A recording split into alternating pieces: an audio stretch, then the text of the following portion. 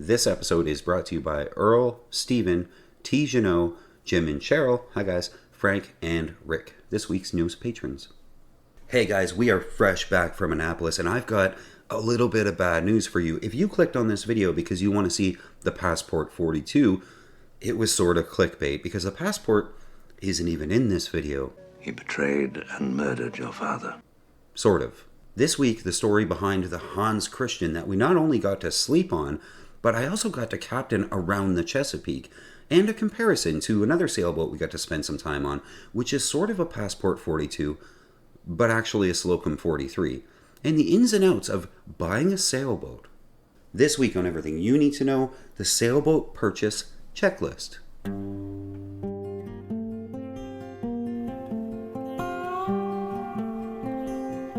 When I started planning this trip to Annapolis, we had some options. And I say we because I brought my 16-year-old son with me for the adventure. Now, we could have flown in, like most people do, stayed in a hotel, and gone to the show as an actual YouTube channel, which I've never done. And we could have hung out in the YouTube tent and sort of meted and greeted people as efficiently as possible. Or we could make the 9-hour drive through multiple states, letting my 16-year-old, who's never been to the US and just got his learner's permit, flex some of his driving muscles through the mountains at 70 miles an hour in the rain. If you've been to Pennsylvania, you know what I'm talking about.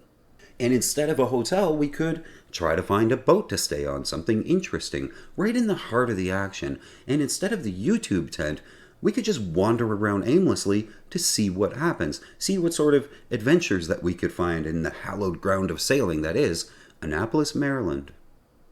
Now, I think you know which way we went. Luckily, an amazing YouTube viewer and all-around amazing guy, Todd, reached out early on to offer up his gorgeous, absolutely wonderful Hans Christian Christina 43 as sort of a hotel room and a base camp for us. And immediately after speaking with Todd, Rob and Elizabeth reached out to help too. More on them later. So many of you guys reached out, in fact, that I want to apologize right out of the gate here. We just didn't have time to meet everybody, and it was insane trying to organize everyone with the messages coming in from so many different channels like YouTube and Instagram, Facebook, Patreon, Discord, and in my personal email. My little sailor brain just couldn't keep up. Next time I'll have to find out a better system. But as promised, I did get a chance to shoot a quick boat tour of the Hans Christian so you can see the inside. Now, mind you, this was after a very large get-together after one of the days we went to the show, so it's kind of a mess. Bear with me. Hey guys, I want to talk to you about this boat. This is the Hans Christian 43. And I want to talk to you about this boat because I'm on one. This is a Hans Christian 43. A lot of you guys were asking for a boat tour of it. We're here in Annapolis. We're actually in Pasadena. Let me take you outside.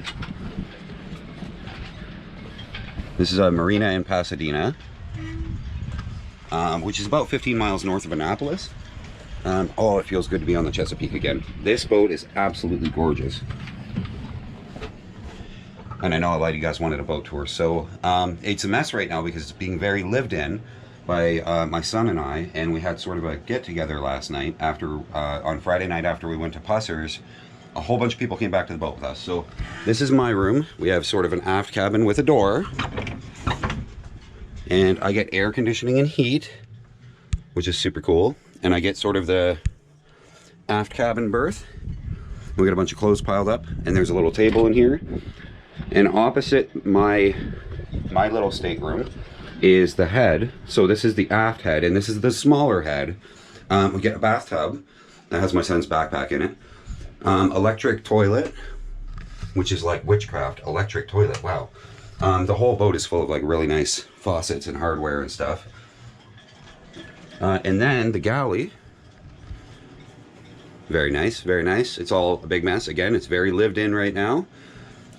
We got a fridge down here. There's a freezer under there. Not even sure what this is. Oh, it's access to the fridge from the top. So you get top access and front access to the fridge. Look at this hardware.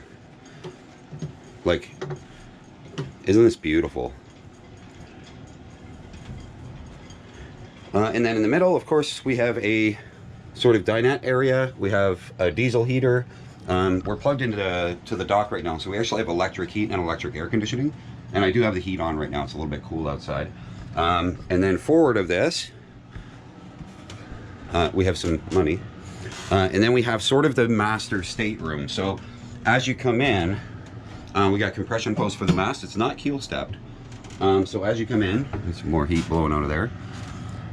As you come in, you can actually close the door for this and have this as just sort of your master cabin. So you get the Pullman berth that I know a lot of you guys like the Pullman berth. I think I'd rather have the centerline queen, but anyway, a lot of you guys like the Pullman, so you get the Pullman berth, and then you get the forward head, which we tried yesterday. Maybe I can post a picture here. And we've had a lot of people in here. So the toilet hides under right there. Again, electric flush. There's another battery in here. You have all your buttons. You have 120 up here, should you need it. It's like a holding tank pump out. Really cool, really super cool. And the anchor locker, with a chain locker. This boat has like an 80-something pound rock nut on the bow. It's outstanding. But look at the size of the head. It's just insane. And then this is like your own private cabin, right? You never have to leave because the bathroom's right there. And then somebody can sleep here, there. And then the nav desk, which is absolutely massive. And then it has, of course, the chair that comes out on the little arm. Just really cool. Lots of switches. You got wind speed, different things like that, the big VHF. And I'll take you outside. Look at this, just beautiful boat. Look at these winches, like for scale. Unreal, absolutely unreal. It's not the canoe stern. Some of these came in a canoe stern, and this is not the canoe stern version. So we have dinghy davits, solar panels. There's two wind turbines. One there, big radar. And look at this gorgeous girl. Hatches everywhere, door aids everywhere. We got a Vang stack pack, steps all the way to the top of the mast, and it's a cutter. So of course it's a cutter, because why wouldn't it be? The only thing I don't like about this boat is getting forward. So you come up the side deck and stepping around this is like kind of a pain. If I had to run up to do something with the anchor or something, it would be difficult. Life raft, more door aids, and then we have the stay sail, because it's a cutter, on a furling, and then of course the main head sail, also on a furling, big Harkin, heavy duty stuff, and then there's the Rockna, 40 kilos, just a bear, and it's on a double roller, and then electric windlass, of course, and a cleat for the anchor. What just a monster. Apologize for the wind noise. It's quite breezy today. It's blowing 11, 12 knots. We're actually going to take this thing sailing this afternoon, so it should be pretty sweet. Yeah, that's a pain. I don't know how they expect you to run up to the front, but you also have the rails around the mast, which is nice. Anyway, that's the boat tour of the Hans Christian 43. It looks very comfortable. I can tell you, like, sort of living on it for the weekend, it is very comfortable. Very, very nice boat. Now, we also got to spend some time at Pusser's, which is the spot if you're at the boat show. It is the place to go. And somehow we got a table for 12 by just walking in, which was good because we had way more than 12 people. It was truly amazing, even if we did irritate the waitstaff a little bit with so many people sort of dropping in and ordering drinks and then going on their way. You guys are so very amazing, and I can't get over how wonderful the sailing community really is. More on that later. Now, Todd was extremely nice and asked me to captain his Hans Christian around the bay, and I have some footage for you. Now, this is about 15 to 18 knots of wind, and we're pointed up pretty high into it. We've got a full main, and because it's a cutter, we've got both head sails out. We're charging along into the wind at about 8 knots. This boat just moves.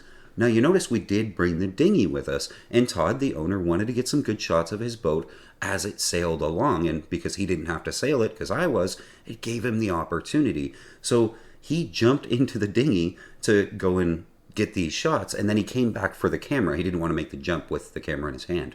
The problem was we're rocking along at 8 knots as he comes to get the camera, and we're in some pretty good seas, so he had to plane the dinghy up just to keep up with us, but then come off plane to grab the camera, and as soon as he came off plane, we would outrun him immediately.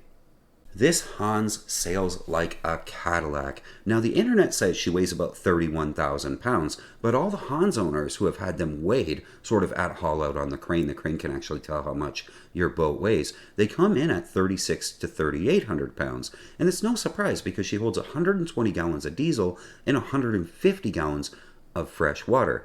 And this Christina has a modified fin keel, so it's longer fore and aft than like a high-performance fin, but it's less long than a full keel, while remaining shallow enough to get into some of the tighter spots.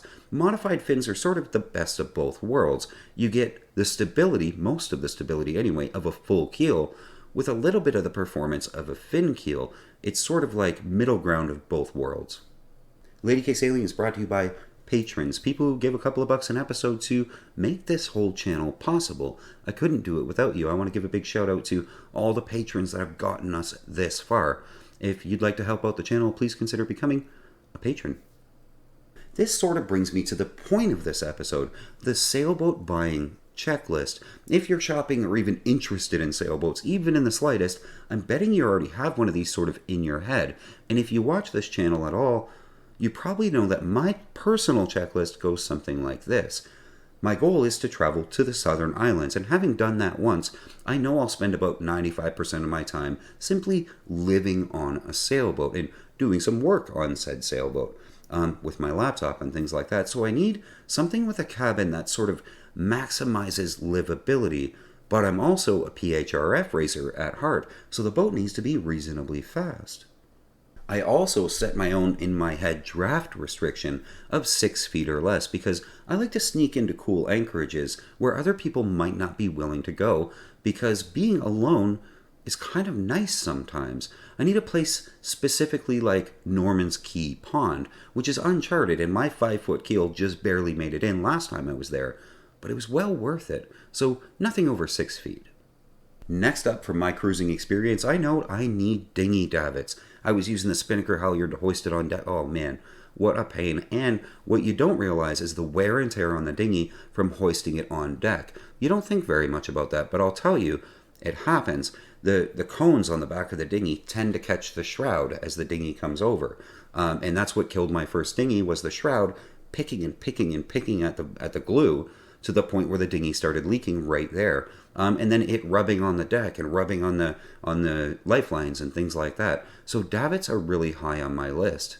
I also need a lot of room for solar panels and some sort of an arch to support the solar and the dinghy davits, and maybe some wind turbines, because those are nice to have. And this next one, it isn't a deal breaker, but pretty high on my list of things I want: a walk-through transom. I don't like lugging water jugs or groceries up over the rail. It just kind of sucks. Also, of course, I want enough tankage that I don't have to worry too much about fresh water, because I'm not really interested in a water maker for reasons that I might explain in a different episode. I think that's a whole thing by itself. So that's my checklist, and to say the Hans Christian 43 meets my needs is an understatement. She's heavy but fast. She's safe but roomy. Beautiful but modern. It's hard to find a boat that fits this mold so well, so I was very surprised over this weekend in Annapolis. We actually found 2, the Hans, and a boat that we had the pleasure of having some drinks on, the Slocum 43, or Passport 42, sort of. Within minutes of ending our 9.5, 10-hour drive and arriving at the Hans Christian and meeting Todd, we made contact with Rob and Elizabeth, and we took the quick dinghy ride. It was like 2 minutes over to their boat, and they welcomed us with open arms, which was wonderful. These two are amazing, and I would love to tell their whole story on this channel sometimes, because I think you guys would absolutely love to hear it. Suffice it to say, they have almost a fully refitted and ready to go south Slocum 43. They're almost the same boat as a Passport 42, and there's actually another really good story on why that name changed. but we're going to have to save that for another episode. Now, this Slocum 43, being the same length, is very close to Todd's Hans Christian, in that it's almost hard to tell which boat you're actually inside of when you're in the cabin. The big difference, obviously, from the outside is the Slocum is a canoe stern, which is better in following seas. The Hans Christian is sort of a regular, flat, squared-off transom, which is sort of better for dinghy davits and getting on and off the boat. It's a good place for a ladder. Now, the Slocum manages a bigger aft cabin, which, that's where I was sleeping, so it would have been nice. But it gives that space back in the galley, where the Hans Christian has a bigger galley with a better layout. Both have relatively the same nav stations, and the dinettes are largely the same, but Todd's Hans Christian no longer had the C-shaped dinette because a ledge had to be built to accommodate the diesel furnace, and I think we can forgive that. Where the Hans Christian gets two heads, sort of the smaller one at the back and the huge one in the front, the Slocum has to make do with one head, though it's very big. And instead of a Pullman berth like the Hans Christian has, the Slocum has bunks in the V berth. There's actually two bunks, and then they drop down into one big bed. So it's sort of a two-stateroom deal like the Hans Christian. Now, these boats actually make do with almost the same keel in the same sail plan, so I imagine they'd be very well matched if they were out cruising together, though the Hans is a little bit heavier. Now, these two boats check almost all of my boxes, except for in one place, in draft. They both need more than 6 feet, 6.3 and 6.5 respectively, before you join the Scuffed-Keeled Yacht Club that I'm already a member of, but I have no interest in renewing that membership. Now, I bring these boats together in this video to make a point, and perhaps it's a point specifically for some of the folks I had the privilege of meeting this weekend. It's very easy to get narrow-sighted when looking for that perfect boat. We all know the perfect boat doesn't exist, but it's very easy to ignore a whole range of other boats for all the wrong reasons. I meet people all the time who are dead set on a specific boat because something has them ignoring everything else, all the other possibilities that might also check all of the boxes on their sailboat purchase checklist, and they get stuck in this tunnel of trying to find that perfect boat and never actually buy anything. I gave this advice this weekend. Just buy something. There is no perfect boat. As an example, I really want a Catalina 42 Mark II. You guys know that. That's my reality boat. My slightly dreaming boat, Oceanus 45. Again, you guys know that. But I'm not locked into these two, and I am willing to stray wildly from that sort of model if something else checks all the boxes on my checklist, like the Slocum or the Hans Christian that we're talking about. These are a different world of boats, but they'll do the job. And the job is get out there sailing, go cruising, move aboard, have some adventures, and live that life before it's just too late to do it. In fact, that's why the Hans Christian was for sale when Todd bought it. The owner had outfitted it to the nines with wind and solar and a giant anchor and all the trimmings, and never got to go anywhere on it. One last thing about this weekend, and my son said it best, and I posted this on Facebook. I'm just going to read it. Never before have we experienced such a group of truly amazing people as we do with sailors, from all walks, all professions, income levels, and places that they call home. All one family, a truly accepting and loving group of people like nothing else we will ever experience. And my son is right. He's very right. We get very few experiences in life where so many different people can come together, most of us having never met each other, and share a love for this life that we share, for sailing in the deep and wonderful world that surrounds sailing, things like Annapolis. A wholehearted cheers to all of you out there, wherever you might be, whomever you might be, all sailors. Much love from Lady K. See you guys next week.